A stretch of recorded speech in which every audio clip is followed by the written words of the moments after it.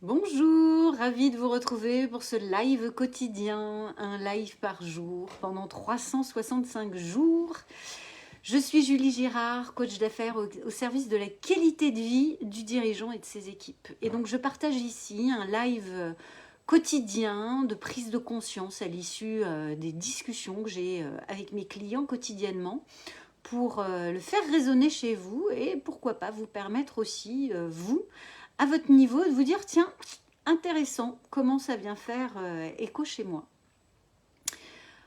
Aujourd'hui, j'ai envie de vous parler de l'intérêt quand on est entrepreneur ou dirigeant d'avoir un espace de vulnérabilité.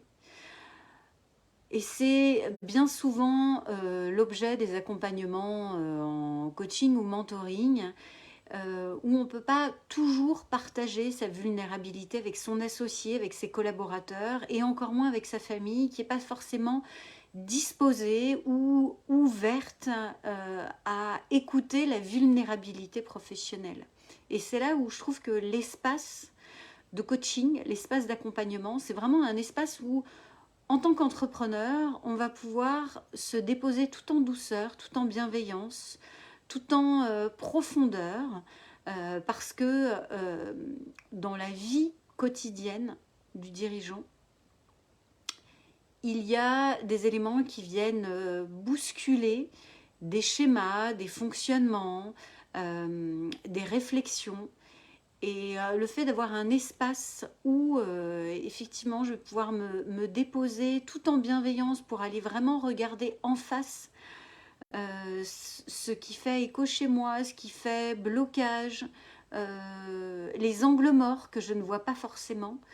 C'est là où est toute la puissance d'un espace de coaching et de mentoring et qui n'est pas un espace de croissance avec un associé ou avec des collaborateurs. C'est un espace qui est différent et c'est pour ça que, de mon point de vue, en tant que coach d'affaires, c'est aussi quelque chose que je pratique régulièrement, d'avoir cet espace pour moi, pour le vivre aussi en tant que cliente, parce que moi aussi j'en ai besoin, même si j'ai la chance de partager une vie entrepreneuriale à la maison avec mon conjoint. C'est aussi important pour moi de dissocier ça de la relation familiale et de la relation de collaboration que je peux avoir aussi avec mon conjoint. L'importance d'avoir un espace vraiment privilégié où je vais pouvoir aller voir en toute confidentialité, en toute vulnérabilité, ce qui fait défaut, ce qui me bloque aujourd'hui, qui parfois sont des tout petits grains de sable, parfois sont des gros cailloux de Sisyphe que je porte et que je monte et que je descends régulièrement, mais dont je n'arrive pas forcément à me dépatouiller.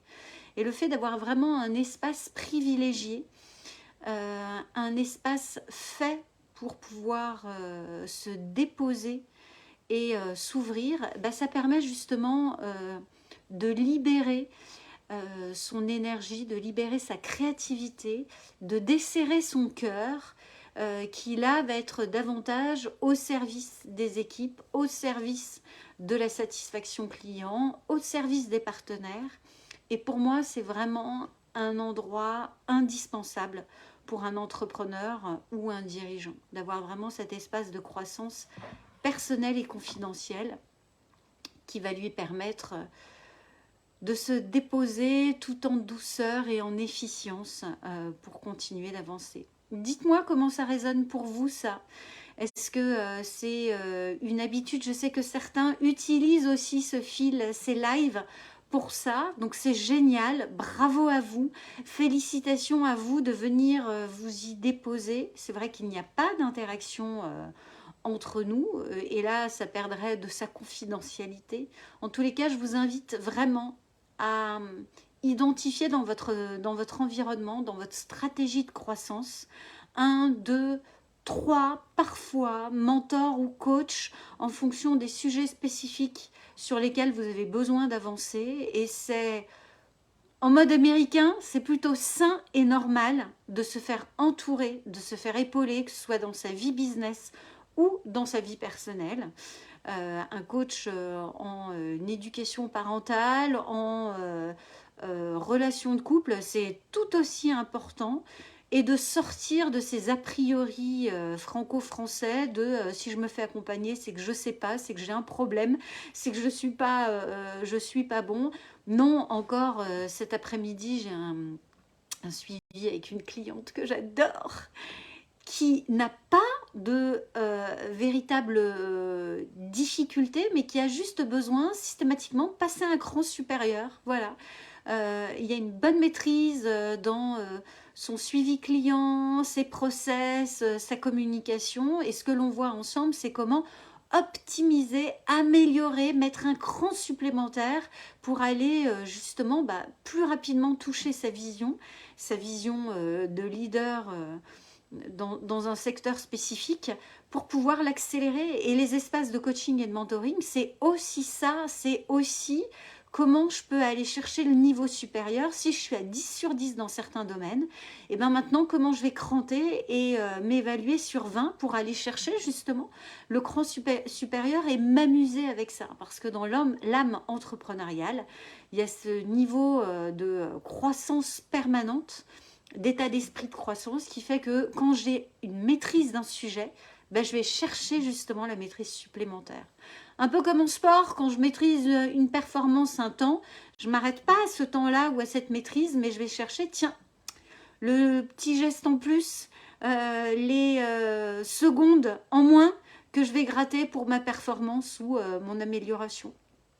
Et qui fait qu'en fait, j'ai des challenges quotidiens qui me donnent ce sentiment de progrès et d'avancée et qui est pour moi le sentiment d'être en vie et de croître, de s'éveiller constamment et non pas de se dire bon c'est bon, je suis à 10 sur 10, j'ai pas besoin d'aller plus loin.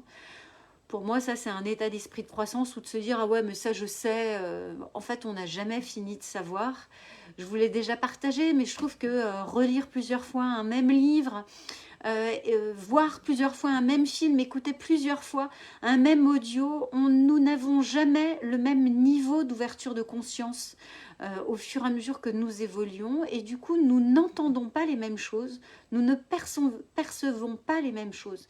Et je trouve que c'est vraiment intéressant régulièrement de revenir sur des acquis. Et là aussi, pour rester dans le domaine sportif, les sportifs de haut niveau refont régulièrement leur gamme, les basiques, parce que c'est aussi dans la maîtrise des basiques qu'ils vont pouvoir se dépasser. Ouh, c'est vendredi soir. Un petit peu de fatigue dans le langage.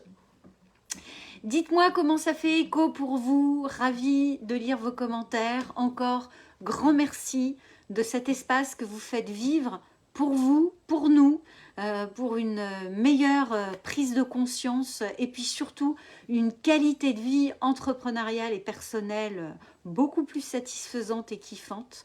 Je vous souhaite une magnifique soirée et je vous dis à demain. Bye bye.